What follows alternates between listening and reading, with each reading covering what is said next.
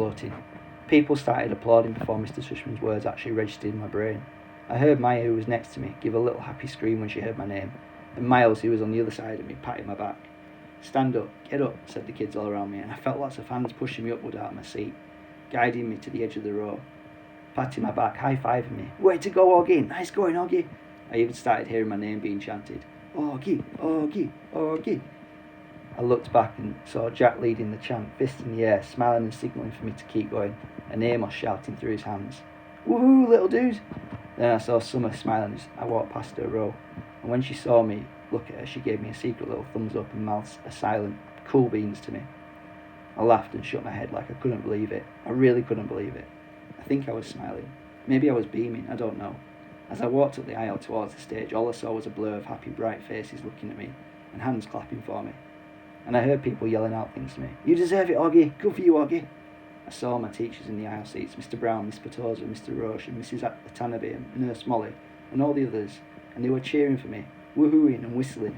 I felt like I was floating. It was so weird, like the sun was shining full force on my face and the wind was blowing.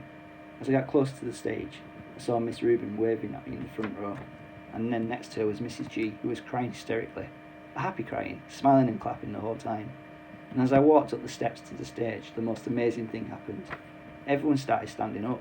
Not just the front rows, but the whole audience suddenly got to their feet, whooping, hollering, clapping like crazy. It was a standing ovation. For me. I walked across the stage to Mr. Tushman, who shook my hand with both his hands and whispered in my ear, "Well done, Augie." Then he placed a gold medal over my head, just like they do in the Olympics, and had me turn to face the audience. I felt like I felt like I was watching myself in a movie almost. Like I was someone else. It was like that last scene in Star Wars Episode 4, A New Hope, when Luke Skywalker, Han Solo and Chewbacca are being applauded for destroying the Death Star. I could almost hear the Star Wars theme music playing in my head as I stood on the stage. I wasn't even sure why I was getting this medal, really. No, that's not true. I knew why. It's like people you see sometimes, and you can't imagine what it'd be like to be that person, whether it's somebody in a wheelchair or somebody who can't talk. Only I know that I'm the person to other people. Only I know that I'm that person to other people. Maybe to every single person in that whole auditorium. To me, though, it's just me, an ordinary kid. But hey, if they want to give me a medal for being me, that's okay, I'll take it. I didn't destroy a Death Star or anything like that, but I did just get through the 5th grade, and that's not easy, even if you're not me. Pictures. Afterwards, there was a reception for the 5th and 6th graders under a huge white tent at the back of the school, and the kids found their parents, and I didn't mind at all when Mum and Dad hugged me like crazy, or when Via wrapped her arms around me and swung me left and right about 20 times. Then Papa and Tata hugged me, and Auntie Kate and Uncle Paul and Uncle Ben, everyone kind of teary-eyed and wet-cheeked. But Miranda was the funniest. She was crying more than anyone and squeezed me so tight that Vi had to practically pry her off me, which made them both laugh.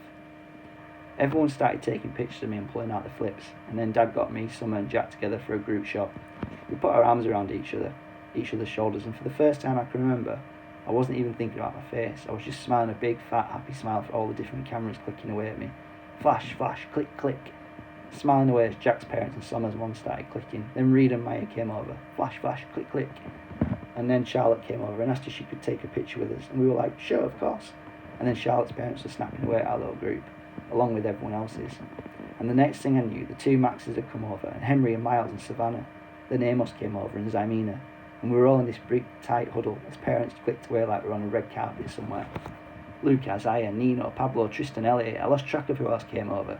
Everybody practically. All I knew for sure is that we were all laughing and squeezing in tight against each other, and no one seemed to care if it was my face that was next to theirs or not. In fact, I don't mean to brag here, but it kind of felt like everyone wanted to get close to me. The walk home. We walked to our house for cake and ice cream after the reception. Jack and his parents and his little brother Jamie, Summer and her mother, Uncle Poe and Auntie Kate, Uncle Ben, Tata, Papa, Justine, Via, Miranda, Mum and Dad. It was one of those great June days when the sky's completely blue and the sun is shining, but it's so hot that you just wish you were on the beach instead. It was just the perfect day. Everyone was happy. I still felt like I was floating, the Star Wars hero music in my head. I walked with Summer and Jack and we just couldn't stop cracking up. Everything made us laugh. We were in that giggly kind of mood where all someone has to do is look at you and start laughing. I heard Dad's voice up ahead and looked up. He was telling everyone a funny story as they walked down Ainsfort Avenue. The grown-ups were all laughing too. It was like Mum always said, Dad could be a comedian. I noticed Mum wasn't walking with the group of grown-ups, so I looked behind me. She was hanging back a bit, smiling to herself, like she was thinking of something sweet. She seemed happy. I took a few steps back and surprised her by hugging her as she walked. She put her arm around me and gave me a squeeze. "Thank you for making me go to school," I said quietly. She hugged me close and I leaned down and kissed the top of my head. And she kissed the top of my head. "Thank you, Oggy," she answered softly. "For what?" "For everything you've given us," she said. "For coming into our lives. For being you." She bent down and whispered in my ear, "You really are a wonder, Oggy. You're a wonder." And that's the end of the story. Hope you enjoyed it.